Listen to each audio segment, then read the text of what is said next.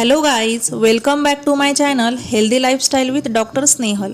नाचणी विशेष पोषक घटक ज्याला आपण रेड मिलेट म्हणून ओळखतो, जसं जेवणामध्ये गहू, ज्वार, बाजरी आपण घेतो तसंच नाचणी घ्यायला हवी।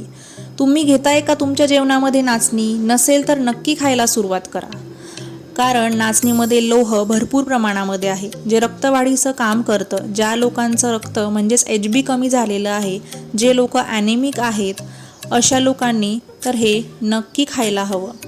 या नाचणीचे विविध पदार्थ करून तुम्ही खाऊ शकता, जसं नाचणीची खीर, शिरा, उपमा, भाकरी, थालीपीठ। लहानांपासून मोठ्यांपर्यंत सर्वांना तुम्ही हे देऊ शकता।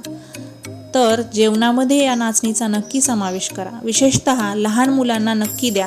मी या ठिकाणी खीर बनवली आहे, तर हे बनवत असताना लोखंडी कढईचा वापर केला आहे, ज्यात लोह म्हणजेच आयर्न असणारे रक्तवाढीसाठी ते जास्त मदत करतं। यातून बाळाला भरपूर पोषण मिळतं आणि बाळाच्या रक्तवाढीसाठी विशेषतः मदत होते।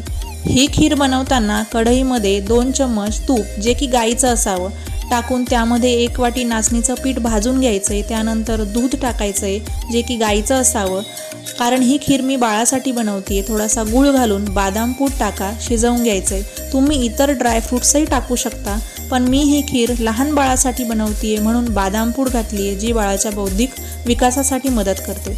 नाचणी खूप पौष्टिक आहे, जेवणामध्ये नक्की समावेश करा आणि लहान मुलांना तर आवर्जून द्या।